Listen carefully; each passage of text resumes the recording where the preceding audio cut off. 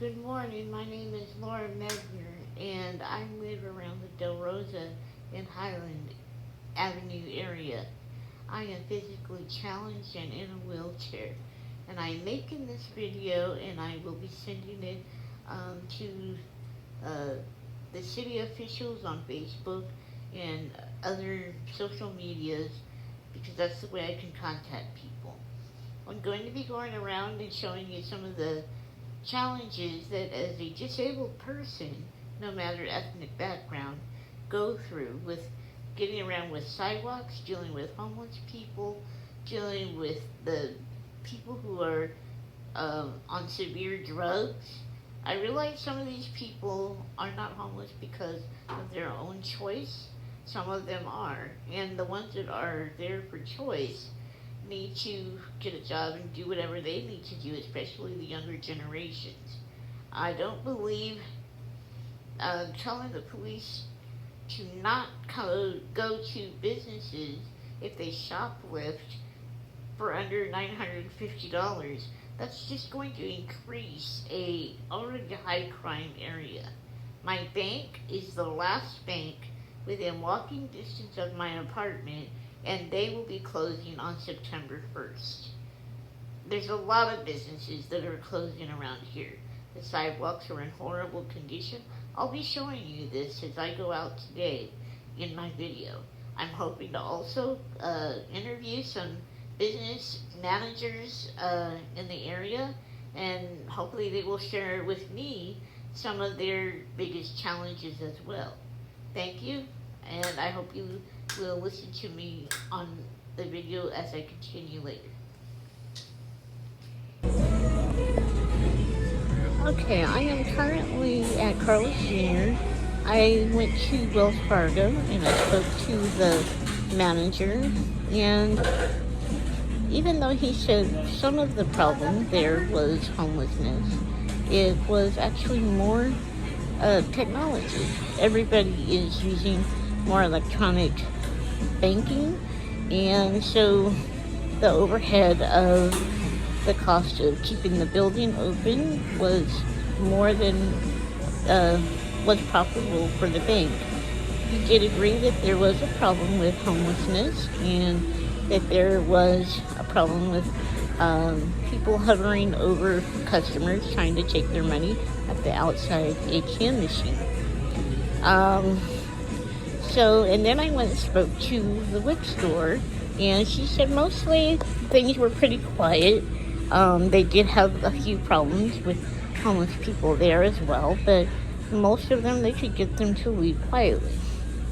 I'm here at the Carlos Jr., and the Carlos Jr. did say that homelessness, again, is a big problem.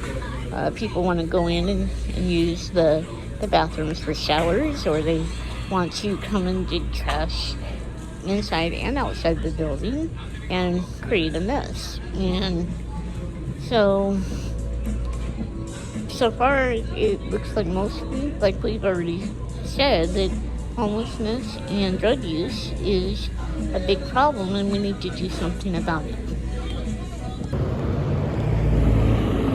A disabled person trying to get around the city because of sidewalks is also another problem.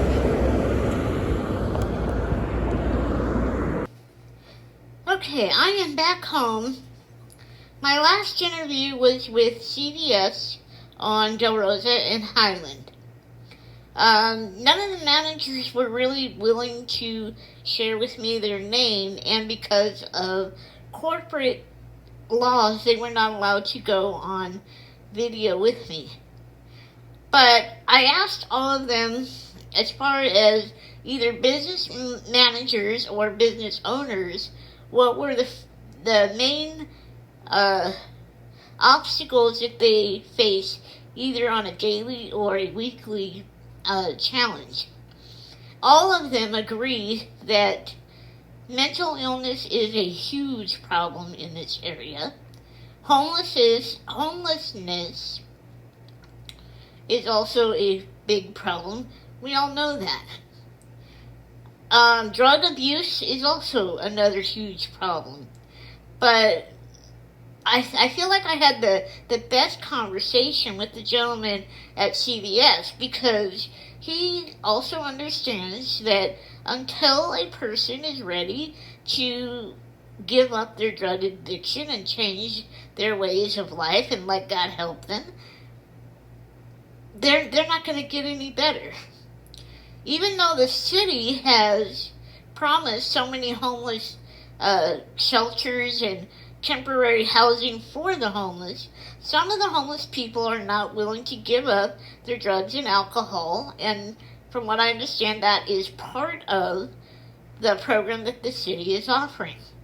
But that is not the case with all of them, because I myself, not today, but in the past, I have spoken with other homeless people, the younger generations even, and some of them are saying, we want off the street, we want to go back to work, but without an address, we cannot get a job, because that's one of the first things that they ask for on a application.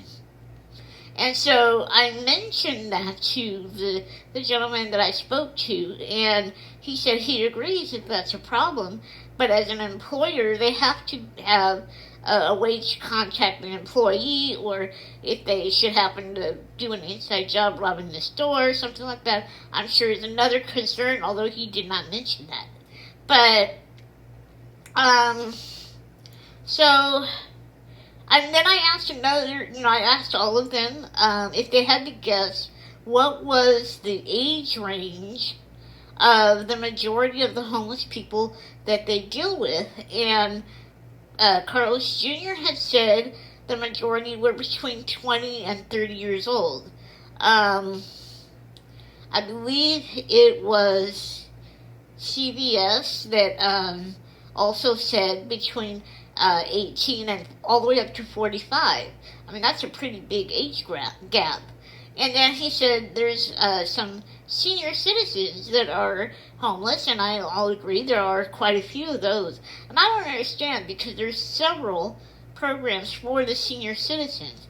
But there again, if they have a drug problem, the city is not willing to help them get housing unless they are willing to give up their drugs.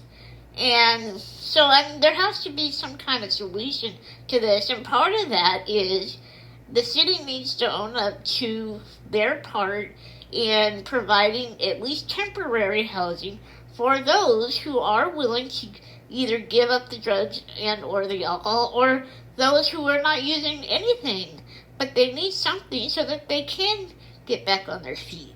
So, and then another thing that I videoed was some of the sidewalk on my way home.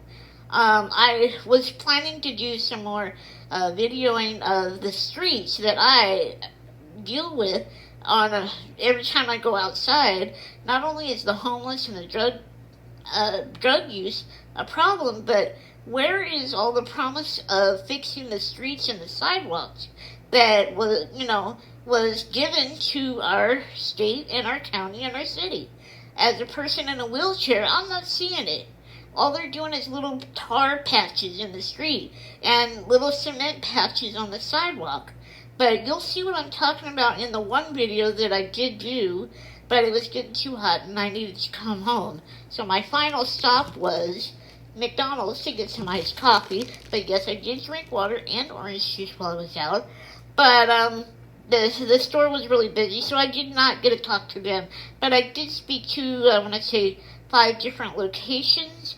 2 I could not speak to because they didn't speak English. I want to say they were Vietnamese, and that was Aaron's Donuts and the nail store next to them. So most were willing, some were hesitant at first, but not only did I talk to them about the Zoom, I also shared the Zoom information, and I gave some invitation to our church. So they got a little bit of everything. Hopefully the people that said they were going to join us on Zoom tomorrow morning will. So now I need to splice all this together. God bless. Thank you for your prayers while I was out.